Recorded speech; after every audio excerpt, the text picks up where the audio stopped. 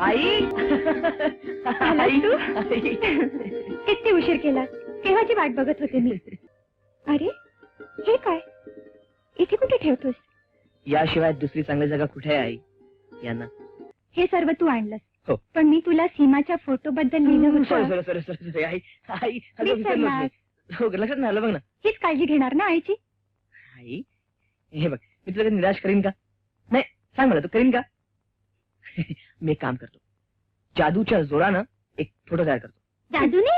हा आम्हाला दाखवा दाखवा. आई डोळे बंद कर पाहू.